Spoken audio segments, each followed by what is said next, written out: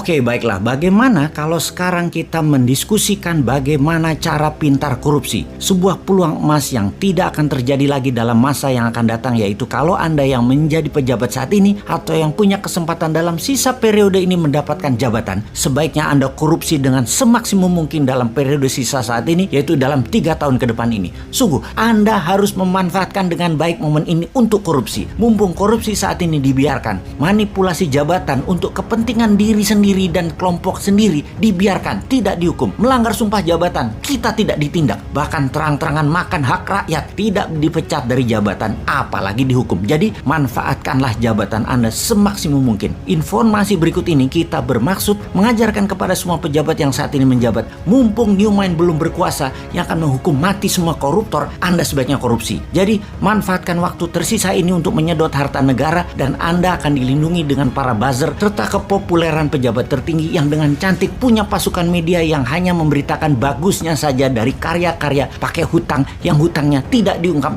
hanya bentuknya yang diekspos, hanya yang sukses seperti jalan tol, bandara, sirkuit atau apapun, semua yang sukses saja yang diekspos. Kita akan mengajarkan bagaimana korupsi itu dilakukan. Oke? Pertama, mainkan anggaran daerah, anggaran pusat, anggaran departemen, dan anggaran BUMN. Pastikan Anda punya teman atau sahabat yang Anda percaya untuk dimenangkan tendernya, diatur pagunya, dibuatkan spek produk sesuai dengan bohir Anda. Teman Anda tadi pastikan punya mitra yang memang pengalaman untuk bisa menyelesaikan proyek tersebut sebagai subkontraktor atau sub-supplier Anda. Teman Anda yang dimenangkan tendernya dan mendapatkan proyek tadi tinggal disubkan, nggak kerja, dapat cuan. Pastikan semua proyek dan anggaran di tangan Anda jatuh ke perusahaan kroninya Anda. Cara kedua adalah ciptakan proyek angin ribut dalam tanda petik. Proyek terlihat keren dan yang membuat masyarakat akan melihat Anda seperti orang sukses. Kemudian buat teman Anda yang dapat proyeknya tersebut. Proyek angin ribut ini kalau di daerah kerjasama dengan DPRD, pastikan semua politikus dapat permen jatah premannya. Kalau di pusat, pastikan sobat politikus Senayan dapat juga, yaitu untuk meloloskan anggaran atau membuat peraturan yang menguntungkan Anda para pejabat. Kemudian buat proyek yang ada asingnya dengan membodohi pemimpin tertinggi seakan kalau ada uang asing,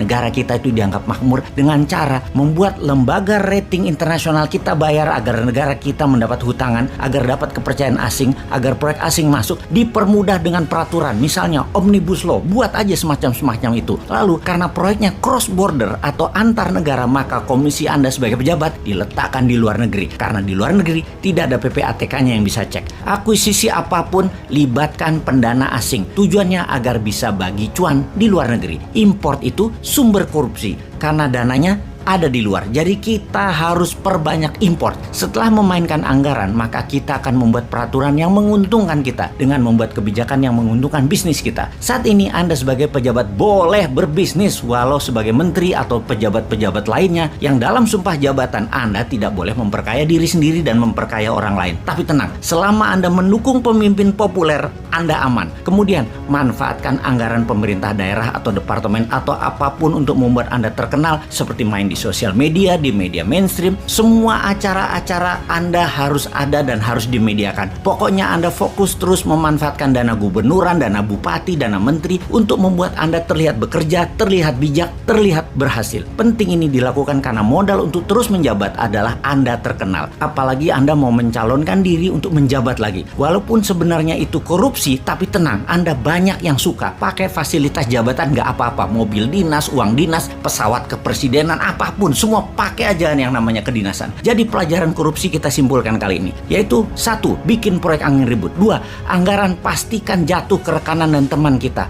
3. Ubah peraturan dan kebijakan pemerintah pusat, pemerintah daerah, departemen yang menguntungkan teman-teman kita. 4. Perbanyak proyek antar negara agar komisi berada di luar. 5. Buat proyek multi-year sampai di atas 10 tahun agar yang menanggung bukan Anda lagi ketika Anda tidak menjabat dan komisinya kan dapat di muka. Misalnya beli pesawat terbang 100 unit selama 10 tahun. Nah, komisinya kan di depan dan anggaran nyicil 10 tahun termasuk penyerahan pesawatnya nanti. Biarkan pejabat kemudian yang pusing dan rakyat yang pusing. Terakhir adalah gunakan fasilitas dan anggaran jabatan untuk membuat Anda terkenal di media. Oke, kita jelaskan nanti yang lebih rumit lagi, namun dapat dipastikan rakyat tidak akan tahu. Jadi yang sedikit ini dulu diperbanyak korupsinya. Selamat menikmati sisa jabatan Anda.